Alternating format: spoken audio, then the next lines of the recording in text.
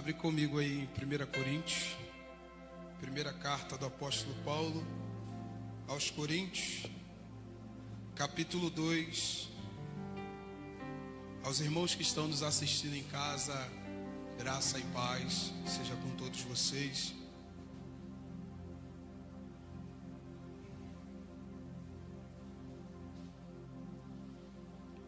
Quero hoje dar continuidade a uma ministração que o Senhor colocou no meu coração, que tem por temática o caráter da pregação. Nós tratamos de duas lições, do caráter da pregação, que a pregação ela não se apoia numa habilidade retórica.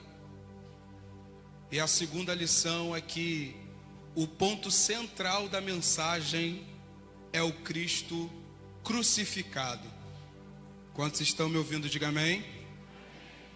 Diz assim, a partir do versículo 6, para a gente ganhar tempo: todavia falamos sabedoria entre os que são perfeitos, porém não a sabedoria deste mundo, nem dos príncipes deste mundo que são reduzidos a nada. Mas nós falamos a sabedoria de Deus em um mistério, mesmo a sabedoria escondida, a qual Deus ordenou antes do mundo para a nossa glória, a qual nenhum dos príncipes deste mundo conheceu, pois se a tivesse conhecido, eles não teriam crucificado ao Senhor da glória. Mas, como está escrito, olho não viu, ouvido não viu, tampouco entraram no coração do homem as coisas que Deus preparou para aqueles que o amam. Mas Deus nos revelou pelo seu Espírito, porque o Espírito busca todas as coisas, sim, as coisas profundas de Deus.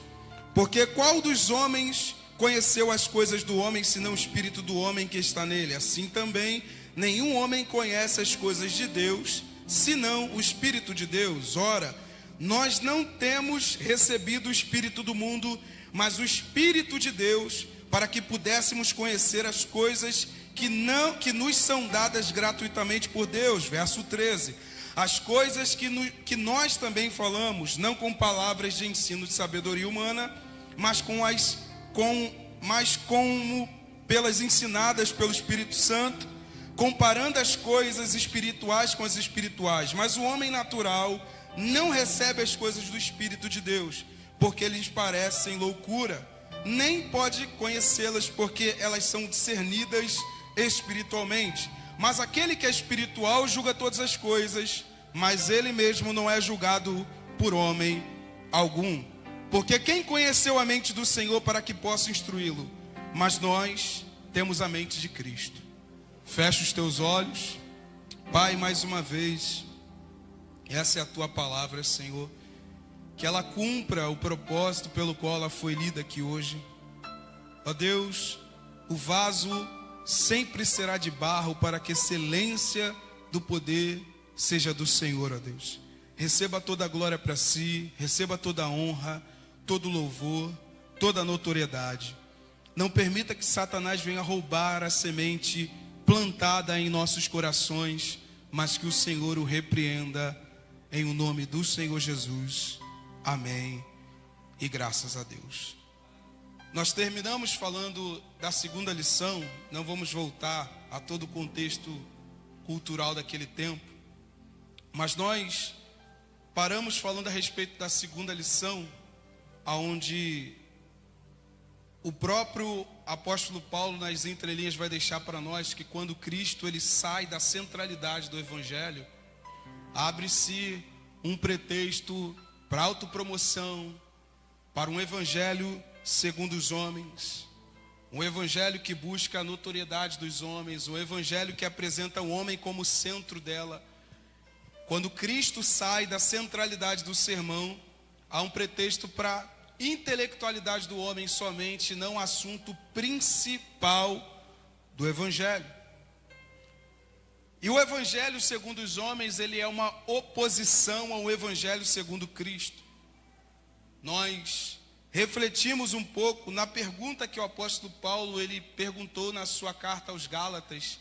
Lá no capítulo 1 ele pergunta: procuro eu agradar aos homens? E todo o contexto daquilo lá a gente pegou como base para a gente entender o que o apóstolo Paulo está pregando aqui.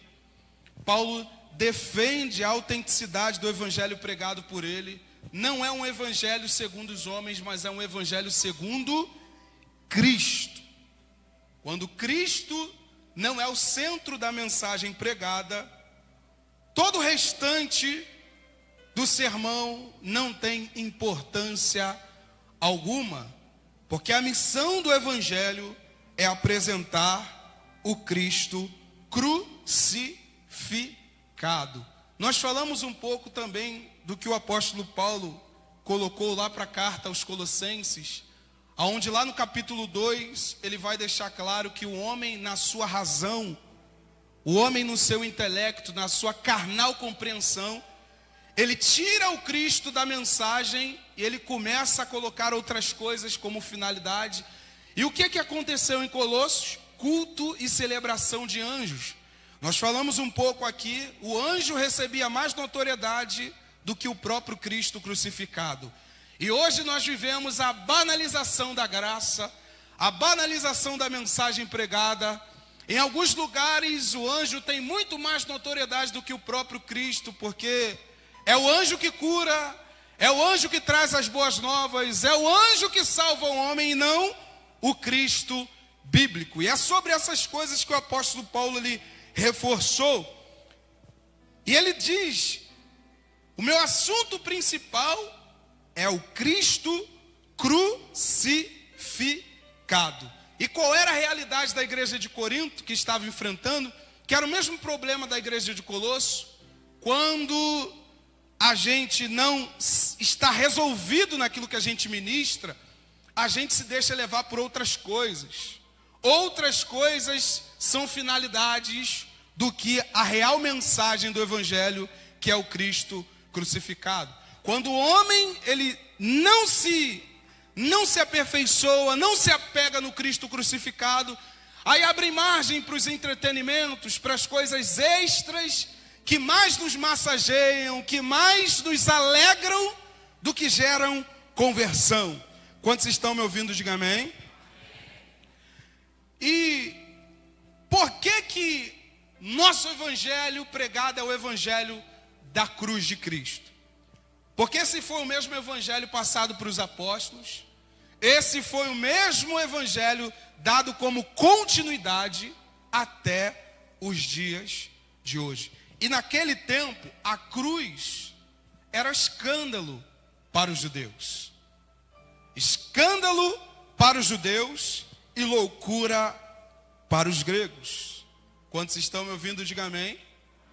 Às vezes eu vou perguntar isso aqui só para ver se vocês estão junto comigo. Então a cruz era escândalo para os judeus e era loucura para os gregos. Porque eles discordavam. Porque para eles um Deus tão poderoso, tão santo, se despir da sua grandeza, descer à terra como carne e ser crucificado, porque era a pior morte possível naquele tempo. A pior morte que se dava a uma pessoa era a cruz. Cruz era um sinal de vergonha. Cruz era um sinal de escárnio. Só se morria crucificado quem era bandido, ladrão, miserável, na ótica de uma pessoa que rejeitava os princípios morais. Uma pessoa que vivia de forma ímpia, fazendo maldade com as pessoas, merecia naquele tempo a cruz. A cruz era como se fosse a penalidade máxima. Então Jesus da cruz não era a imagem dos ursinhos carinhosos. Jesus da cruz era uma imagem de vergonha. Por isso que ele era escândalo para os judeus e loucura para os homens. Assim também o seu evangelho. E olha só que coisa interessante. Primeira carta de Paulo aos Coríntios, capítulo 1, verso 22 e 23. Paulo diz: os judeus querem um sinal e os gregos sabedoria. Porque de um lado, se esse evangelho é um evangelho de fato genuíno, então me dê um sinal. Quando eles foram até Jesus pedir um sinal, Jesus Cristo olha para eles e falou: o único sinal que vocês vão ter é o sinal de Jonas. Quem lê, que entenda. Jesus disse isso. Mas os judeus sempre ficam em busca de sinal. Sempre ficam em busca de alguma coisa para testificar. Os judeus querem sinal. E os gregos, eles querem o lado filosófico. Não, se não tiver uma base. Não, porque se não tiver uma autoria segundo o Ciclano, Beltrano, e nós falamos aqui, que o apóstolo Paulo, o contexto cultural daquele tempo, era a filosofia dada por Aristóteles, Platão, Sócrates. Era a cultura daquele tempo. Eles acharam que Paulo veio trazer algo da parte filosófica. Só que o apóstolo Paulo defende sua autoria, desde o capítulo 1. Os judeus querem um sinal. E os gregos querem sabedoria. Aí o apóstolo Paulo vira para eles. Então, o gosto da maioria não diz respeito à proposta do evangelho. O judeu quer sinal. O grego quer sabedoria. O que nós vamos fazer se alguém está indo contra o evangelho genuíno? O que nós iremos fazer se o público que está nos ouvindo não está gostando do evangelho que está sendo pregado? Porque de um lado tem uma massa que gosta de sinal. Se não tiver sinal, não dá. E do outro, a intelectualidade. Aí o apóstolo Paulo, nem sinal e nem filosofia de homem. Nós pregaremos o Cristo crucificado. Quer sinal? Olha para o Antigo Testamento. Veja Deus abrindo o mar. Quer um intelecto? Observe o que Deus deu para um homem comum chamado Salomão. Olhe Provérbios, o livro da sabedoria. Então, se o evangelho não estiver a gosto do freguês, o que nós vamos fazer? Continuar pregando o evangelho da cruz. Fala para o teu irmão, o gosto da maioria não diz respeito ao evangelho da cruz.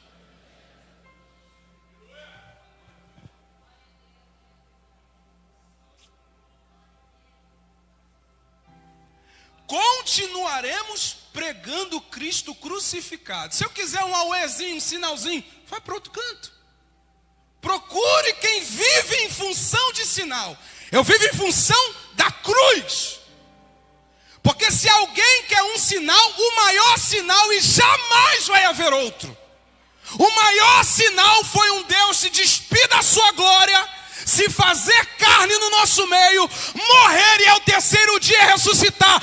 Esse foi o maior sinal que a igreja poderia ter. O que passa disso é procedência maligna. Porque se o evangelho da cruz não for um sinal suficiente para a gente se arrepender dos pecados e procurar a vida eterna, o que mais vai ser? Aleluia. Aleluia. Cabe a nós entendermos a grande responsabilidade do que é carregar as boas novas do evangelho. Lá no capítulo 4 da mesma carta de Corinto, no capítulo 4, você vai ver o apóstolo Paulo dizendo que os homens nos considerem como os ministros de Cristo e dispenseiros do reino. Eu só vou falar isso aqui e já vou pular para a terceira lição. A gente precisa entender o percurso. Paulo disse que os homens nos considerem como ministros. Sabe o que é ministro? Assistente, servo. Como foi até aqui falado pela Ellen. Nós fomos chamados para ser servo mesmo. E Paulo disse, os homens têm que considerar uma coisa. Primeiro, nós somos servos de Cristo. Segundo, somos dispenseiros dos mistérios de Deus. Quando Paulo usa a palavra mistério, ele está falando de algo que estava ocultado. Nós fomos chamados como dispenseiros daquilo que estava ocultado e foi revelado aos homens. O que o apóstolo Paulo está dizendo? Ele está falando nada mais, nada menos de que nós somos dispenseiros do evangelho das boas novas. Deus está confiando em nós a responsabilidade de cuidar daquilo que era mistério, mas Deus abriu os nossos olhos para ver. Nós somos dispenseiros. E o que é o significado da palavra dispenseiro? Oikonomos, alguém que administra uma casa e presta contas ao proprietário. Fala para o teu irmão, tudo que está contigo não é teu. Você é um dispenseiro. Nós cuidamos de um patrimônio que não é nosso.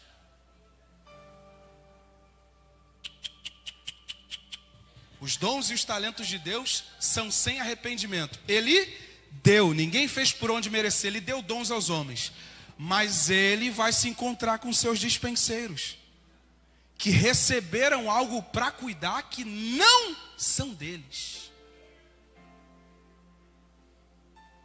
Nós somos dispenseiros. Tudo que estamos zelando aqui não pertence a nós. Todo custo da vida não pertence a nós. O homem só colhe o que planta porque Deus deu uma lei para a vida. Quem planta, colhe. É uma lei instituída por Deus. Todo homem debaixo do sol que anda segundo a lei de Deus deve uma satisfação a Ele. Aí alguém vai dizer, mas se eu não tivesse feito o meu curso, eu vou entrar. Então se você não tivesse saúde, não terminaria, não chegaria, não acordaria. Vocês, nós, todos nós, somos dispenseiros. Fala para o teu irmão, nós iremos prestar conta dos dons e talentos de Deus. Terceira lição, que diz respeito ao evangelho da cruz, o caráter da pregação. A pregação consiste na demonstração do poder do Espírito. Por isso ele continua dizendo, 1 Coríntios capítulo 2, verso 4 e 5. Minha mensagem, minha proclamação não se formaram de palavras persuasivas de conhecimento, mas constituíram-se em demonstração do poder do Espírito, para que a vossa fé não se fundamente em sabedoria humana, mas no poder de Deus. O que o apóstolo Paulo nada mais nada menos está falando é do resultado do evangelho pregado. As pessoas não estão sendo atraídas, é como se ele estivesse falando, pela minha intelectualidade, mas é o resultado do poder do Espírito no evangelho anunciado.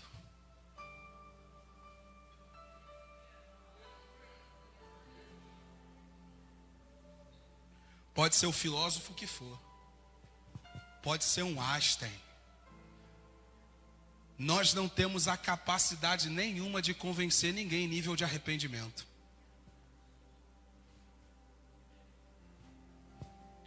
Nós só temos a capacidade de entreter uma pessoa. A pessoa vai ficar familiarizada. Ah, fala assim, é isso, assado. Todo mundo vai se alegrar, mas se arrepender é um caráter que diz a respeito de Deus. Só Ele gera arrependimento. Em outra instância, você vai ver as Escrituras dizendo: ninguém diz que Jesus é Senhor se não for pelo Espírito Santo. Acabou, irmão. Eu estou aqui só quando o Espírito te convencer. É Ele que pega o coração de pedra e transmite um coração de carne. É Ele que abate o orgulho do homem e leva o homem ao caminho da simplicidade. Se arrependa, se arrependa, se arrependa. Porque homem algum tem a capacidade de convencer outro homem. O único ser que pode convencer o homem do seu pecado é o Espírito.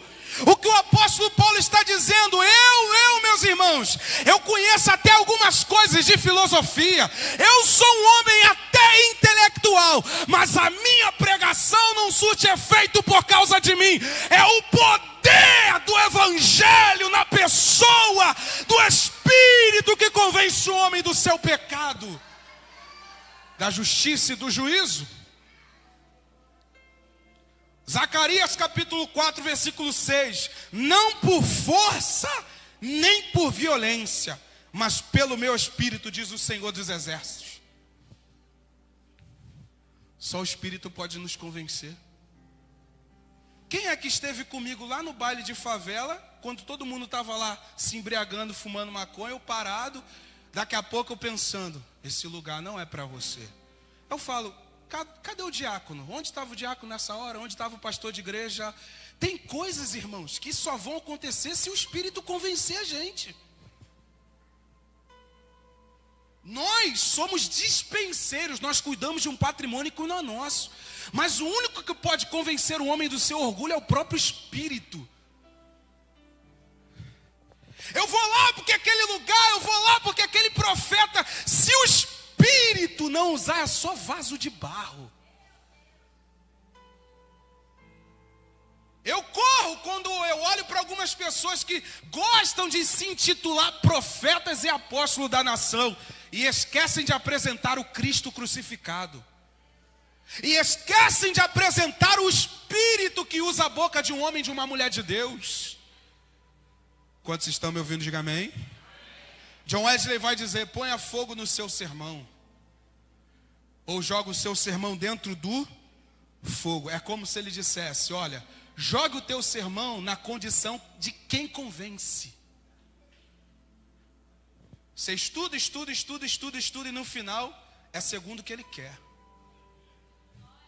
Você ora, no final é segundo o que ele quer. Você jejua, no final é segundo o que ele quer. Nem por força, porque não é pelo muito sacrificar que Deus vai olhar. Nem pela violência, nem pela agressão. Se Deus não me desse, Deus, meu amigo, Deus não é fantoche de ninguém. Nós somos instrumentos de Cristo. Somos uma carta lida. E o único que pode expressar isso é o Espírito Santo de Deus. Aleluia. Onde não há o poder do Espírito nas pregações, abre-se um pretexto de uso apelativo. Aí o homem tem que ficar, não, porque segundo fulano, porque Beltrano, meu pai. E aquela inchação de linguiça, irmãos. De intelectualidade. Porque o Cristo fugiu do sermão. Foi isso que a igreja de Corinto observou, ou melhor, a cidade de Corinto. Vou falar a igreja de Corinto não, a cidade de Corinto. A cidade de Corinto estava assim. Ih, está querendo se tornar mais um Platãozinho. Ih, olha. Aí Paulo, vamos parar com essa palhaçada. Eu vim pregar a cruz de Cristo. Por que estão esses inchaços exagerados no nosso meio? Quando Cristo sai do centro. As pessoas estão indo, não é nem pelo Cristo, porque é escandaloso ter que negar a si mesmo, tomar a sua cruz a cada dia. Então tem que ir no Evangelho segundo os homens. Meus lindos! Tem que ter massagem, tem que ter uma balinha no final do culto, tem que ter uma pipoquinha durante a mensagem. Você acha que Deus nos chamou para esse estilo de vida? Você acha que o Evangelho veio para propagar uma vida terrena? Enquanto os apóstolos, eles deram cabo da própria vida pelo Evangelho da cruz, aí nós queremos fantasiar alguma coisa, meu irmão, minha irmã. Só o Evangelho da cruz pode salvar o homem.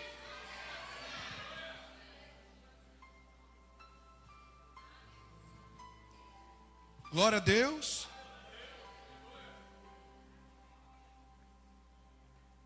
Porque alguns estão pregando segundo os homens, as pessoas estão se achando babalu recheado de Deus.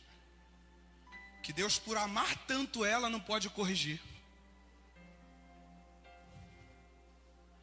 Deus, por amar tanto, vai contra até o seu senso de justiça. Deus é amor, mas ao lado tem o quê? O fogo consumidor é juízo, é justiça. Os atos de Deus são recheados de justiça. O amor não anula a justiça. A justiça não anula o amor. Deus sabe como cobrar. E Deus só cobra de quem é filho. Está escrito, irmãos. Quem não guarda a repreensão perece. Está escrito, Provérbios. Mas aquele que ouve, absorve, eu tenho que mudar. Aí acontece o que acontece de Davi: teus pecados foram transpassados, não morrerás. Aleluia. Aí há perdão. Quando Cristo não está dentro do Evangelho e o Espírito Santo já não toca mais em ninguém, aí abre-se um pretexto para o quê? Emocionalismo. Uma choradeira que só. Cristão pode chorar sentindo a presença do Espírito? Sim ou não? Mas você acha que a bondade de Deus é que a gente viva chorando pelos cantos? Tem hora que Deus fala assim, ó, limpa o teu rosto e vai. Elias está lá dentro da caverna. Ai, meu pai, terremoto não é Deus. Tudo não era Deus. Barulhos externos. Deus vem numa brisa suave. Come, bebe, se levanta e vai. Porque tem hora que a gente tem que parar com a choradeira e entender o chamado. Entender que nessa vida ministerial a gente sofre algumas vezes. Entender que às vezes o ministro de Cristo ele perde até o pão da sua casa. Entender que o ministro de Cristo ele é servo de Cristo Jesus. Por isso que devemos nos apegar na cruz de Cristo, porque a cruz não é vergonha, a cruz é glória. O apóstolo Paulo disse, só tem uma coisa que eu tenho que me gloriar, e é no evangelho da cruz de Cristo. Pergunta para o seu irmão, o que você quer ouvir mais? Jesus derramou a gota do sangue dele toda por ti. O que você quer mais? Ele colocou diversos apóstolos para morrerem, para que o evangelho chegasse aqui em paciência. O que nós queremos mais, irmãos? É só você ir em Campo Grande, em qualquer outra esquina, você vai ver a Bíblia sendo vendida. O que nós queremos mais? Tudo que está acontecendo é o evangelho da cruz. Vamos lá. Nós temos que ser fiel, porque somos dispenseiros. Nós iremos prestar conta de tudo que sai da nossa boca, irmãos. Tudo que nós fazemos. Quantos estão me ouvindo, diga amém. Qual o perigo de pregar um evangelho sem cruz? A gente falou e vou reforçar. Para que a vossa fé não se apoie na sabedoria humana. Olha, sabe aquele homem? Homem algum, irmão. Que homem? Homem é homem. Eu aprendi a discernir essas coisas. Eu ficava aí, ó, babando o ministério de muitas pessoas. Até o ponto de Deus me constranger. Cara, faz a tua caminhada. Você não é Charles Finney. Você não é Moody. Você não é John Wesley. Você não é pastor Ciclano, pastor Beltrano. Você é Miqueias.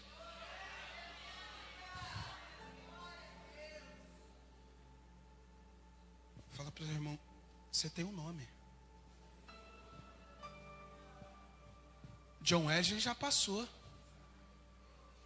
Quem que é o caminho que esses homens encontraram? Faz a tua caminhada, cara. Aí a gente fica aí babando. Eu não convivi 24 horas para saber sobre John Wesley. Eu não convivi 24 horas com Billy Graham para saber quem era o Billy Graham na sua crise. Eu não convivi com homem algum 24 horas para saber se quer o pecado até na consciência e no subconsciente. Eu preciso olhar para a minha vida aqui e agora e saber que eu também vou prestar contas. Aleluia! Aleluia! Glórias a Deus! Bendito seja o Senhor Jesus Cristo. Cuidado, nem tudo que reluz é ouro. Um culto não define uma história. Uma história se define pós-culto. Fala para o teu irmão, uma história se define pós-culto. Aconteceu um mistério, um auê. Quero saber do pós-culto. Casa de quem, comendo o quê, fazendo o quê? Por onde andou, com quem passou, se foi orar mesmo ou foi para o motel, se foi orar mesmo e se foi para o monte. O pós-culto é o que importa, não é o que acontece no culto em si, é o que acontece no pós-culto, quando nós vamos para casa e estamos sozinhos, o Espírito Santo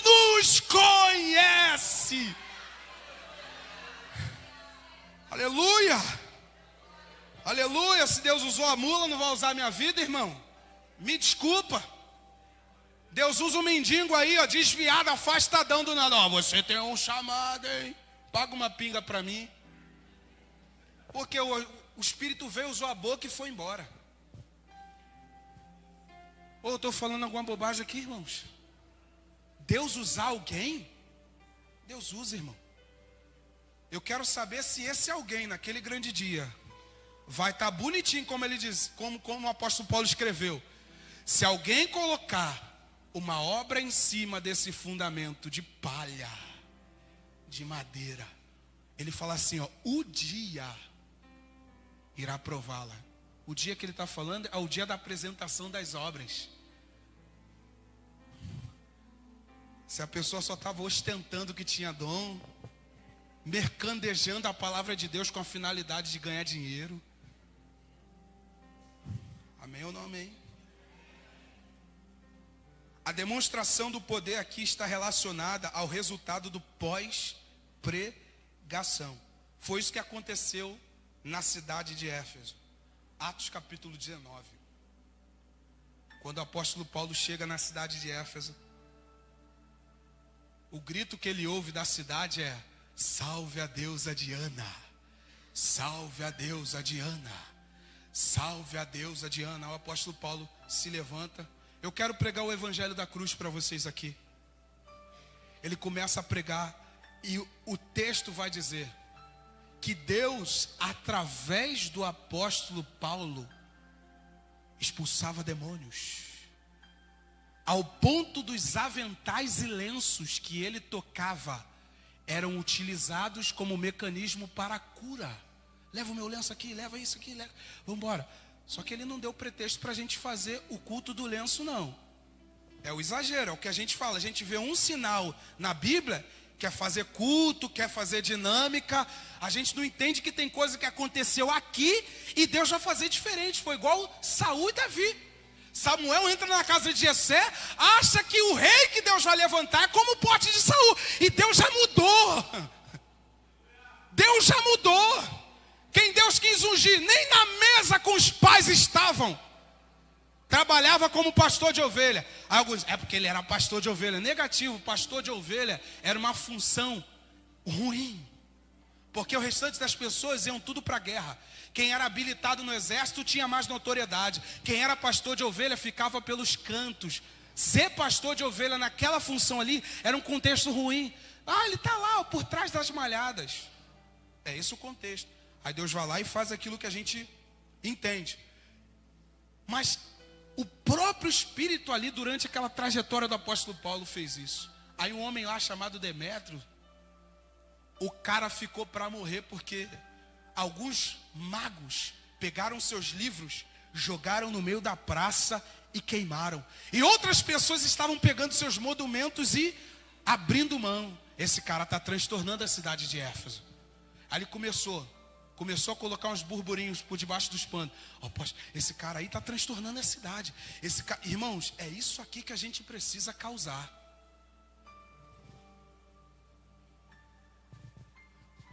O evangelho da cruz, na sua essência, ele é escandaloso. Ao ponto dos bruxos daquele tempo, de outras religiões, pegar os seus livros e queimar em praça pública. É o evangelho da cruz.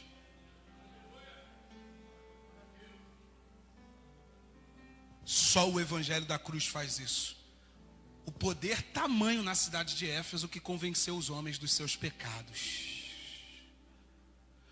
Agora o que a gente enfrenta hoje é o oposto. As pessoas entram assim, aí sai,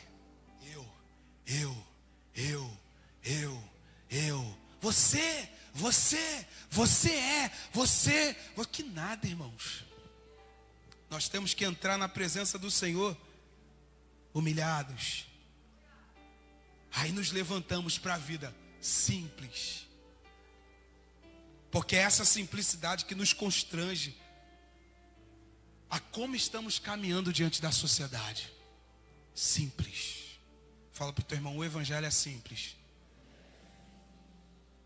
Em outro cenário, ele vai dizer, Romanos capítulo 1, verso 16, a gente vai partir para a quarta lição e a gente fecha.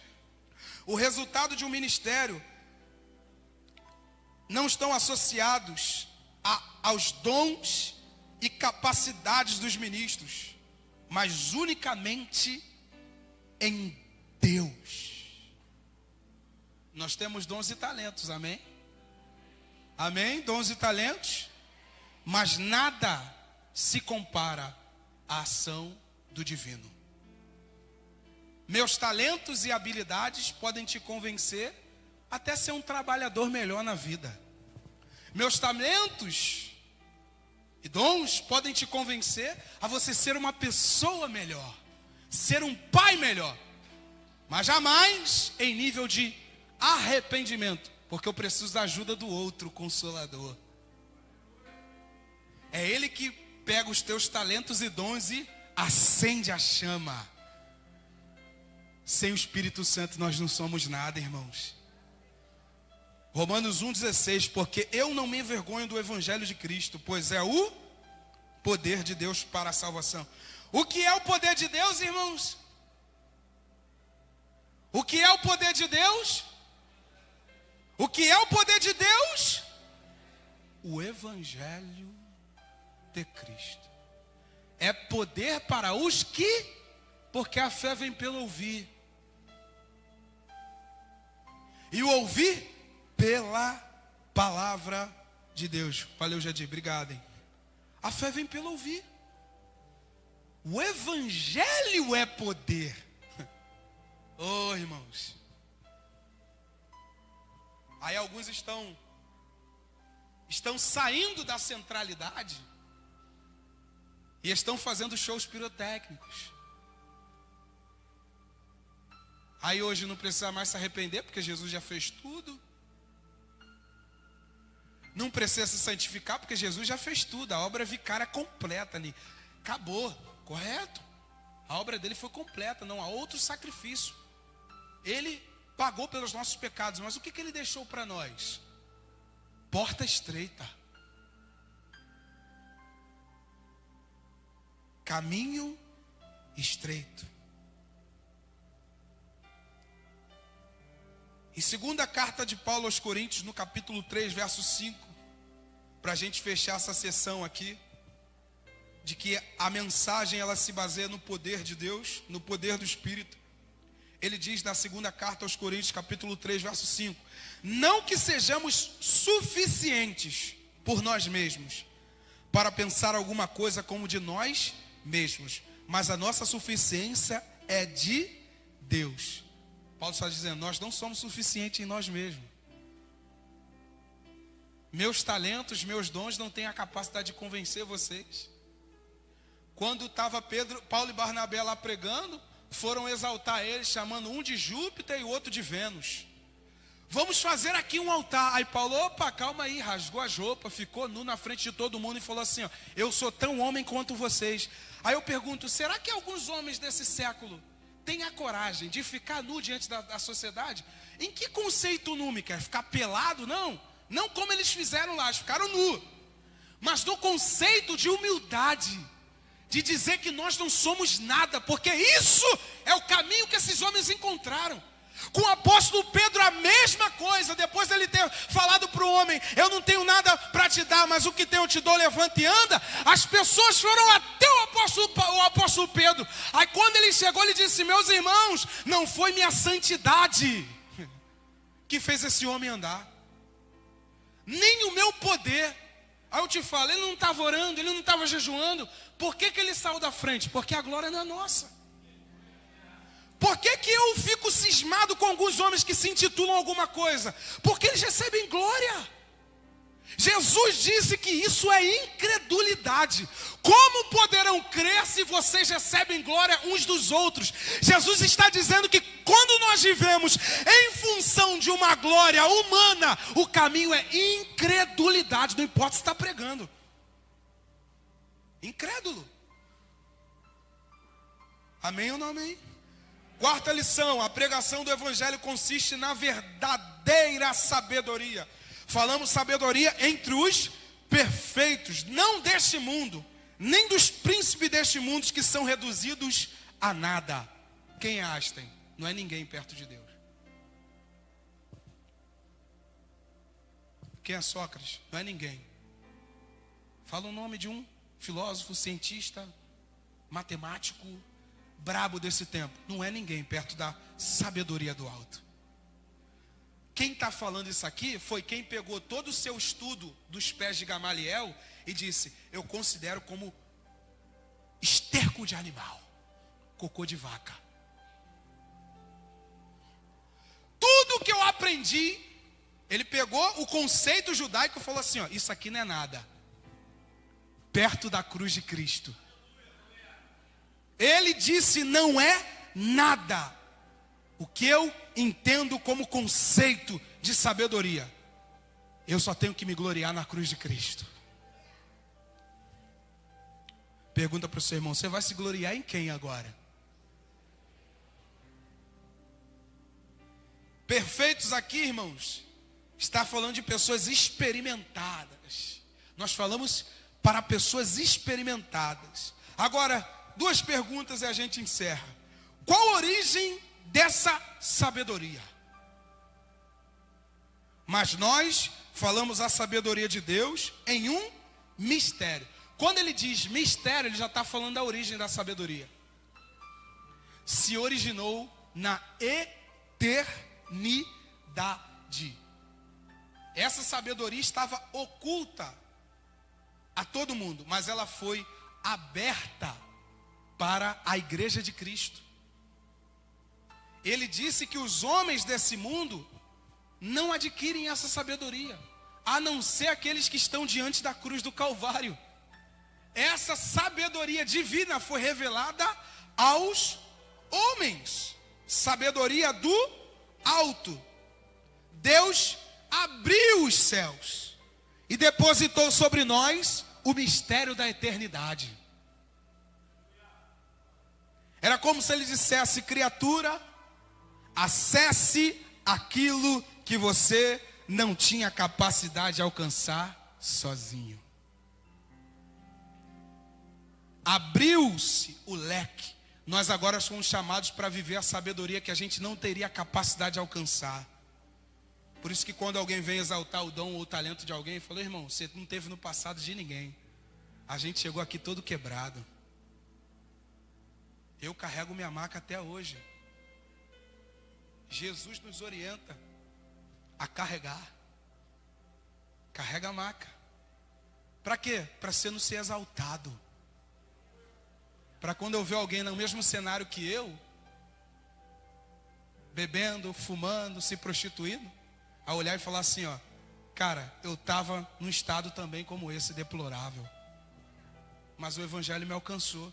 A maca, ela vem para isso, porque se a gente depender daquilo que Deus faz depois que a gente toma um banho do sangue do Cordeiro, aí a gente fica aqui, ó, que nada, irmão. Nós viemos do buraco. Jesus nos tirou do caminho de trevas, pegou na nossa mão e disse: usa meu talento, faz a tua caminhada, segue o evangelho, prega a minha palavra, mas não esquece de onde você saiu, para você nunca se ensoberbecer. Você continua como vaso de barro, você continua pequeno, você continua sendo matéria. Eu sou o Criador, você é criatura. Eu vim de cima, você está embaixo. Aleluia, aleluia, glória a Deus, glórias a Deus. A princípio, Miqueias, o que é a sabedoria de Deus? Aí Paulo, na sua primeira carta aos Coríntios, lá no capítulo 1, verso 24, Cristo é o poder de Deus e a sabedoria de Deus. E aí, meu irmão? Cristo é a personificação da sabedoria de Deus manifestada aos homens. O que mais? Nele estão ocultos todos os tesouros da sabedoria e do conhecimento. Ele disse isso na carta aos Colossenses. É nele. E no mesmo contexto, Paulo reflete sobre Deus querer fazer conhecidas a glória do seu ministério, o ministério de Cristo. que é Cristo em vós, que é Cristo em nós. Ele quis que essas coisas fossem abertas. Por isso ele vai perguntar: onde está o sábio? Porventura não tornou louca a sabedoria deste mundo? Deus tornou a sabedoria deste mundo loucura. E por que, Miqueias? A gente tem uma resposta. Cristo é a sabedoria de Deus, sim ou não, irmãos? Amém. Cristo é a sabedoria de Deus. Aquilo que estava em oculto, que foi revelado aos homens. Se Cristo é a sabedoria de Deus, e Ele tornou a sabedoria dos homens loucura, então a manifestação de Cristo diante dos homens é uma aberração. Amém, irmãos? Agora, por que isso? E eu meditando em casa. Porque Deus, em sua sabedoria, escolheu as coisas vis, desprezíveis e fracas, para aniquilar, confundir as que se dizem alguma coisa. Por que a nossa mensagem se baseia na cruz? Porque é a cruz que torna aquilo que era desprezível alguma coisa. É a cruz. Ao ouvir a reflexão de um homem de Deus, Deus está destruindo a vanglória do homem, deixando claro que Ele não ficou impressionado com a nossa aparência, nem nos chamou pela nossa classe social, nem as nossas realizações, nem pela nossa situação financeira, nem pelo nosso saber, intelecto, apenas graça.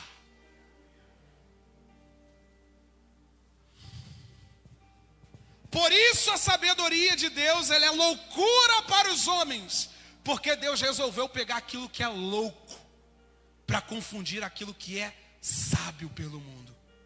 Quantos estão me ouvindo? Diga amém. Ministério de louvor já pode subir. Quanto mais o homem se vangloria, mais ele é reduzido a nada.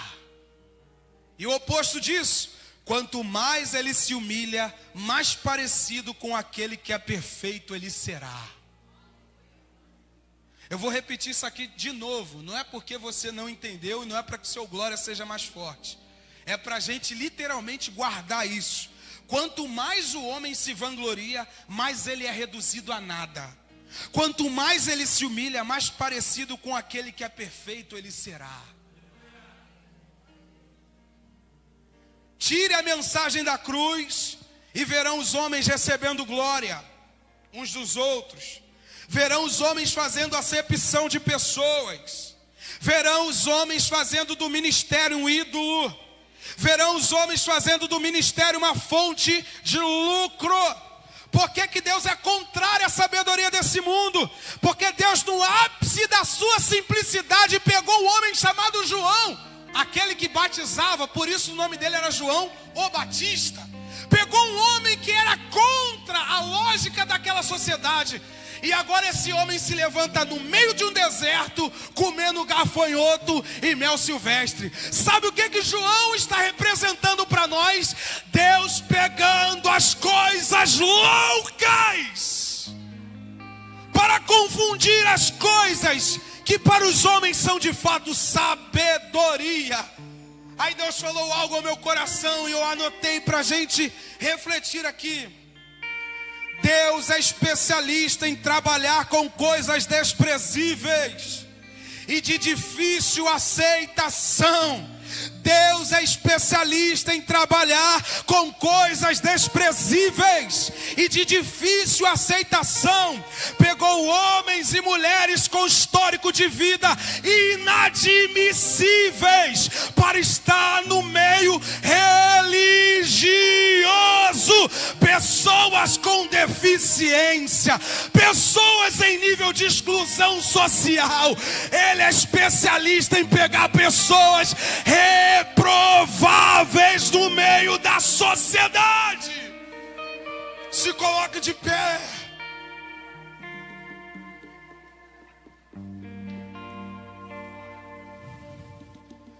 Aleluia.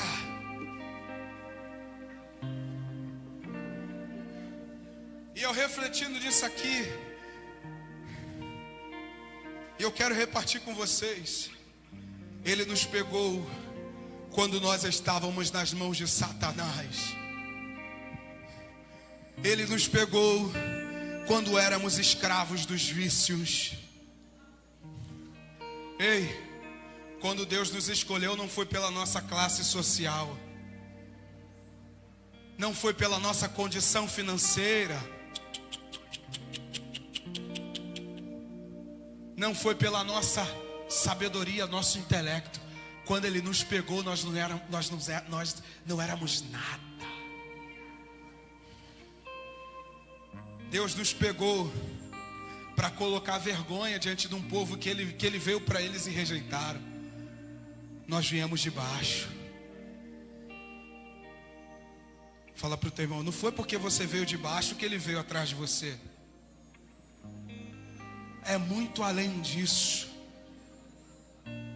Ele nos pegou quando estávamos presos em cordas emocionais. Como é que você chegou? Depressivo, rancorosa, com o coração cheio de tristeza, amargura, débito de perdão e arrependimento até as nuvens. Alguns vieram para o seio congregacional mal falados, igual a mulher samaritana. Já está no 6º homem, Jesus. Você quer essa mulher aí? O que mais o Senhor espera dela? Quantos de nós já não estávamos assim, irmãos? Chegamos todo quebrado. Só o Evangelho da cruz faz isso. O Evangelho segundo Cristo não faz acepção de pessoas. Ele falou, necessário é passar por Samaria. E a primeira samaritana vai ser a prostituta, é proposital. Para mostrar para os sábios desse mundo que eu pego aquilo que é loucura. Como que eu e você chegamos todo errado, todo quebrado, mentiroso, mentirosa, uma vida infrutífera. Nós chegamos assim, nas amarras da pornografia, nas amarras da fornicação, do adultério. Ele olhou para nós e disse, eu tenho um reino para vocês.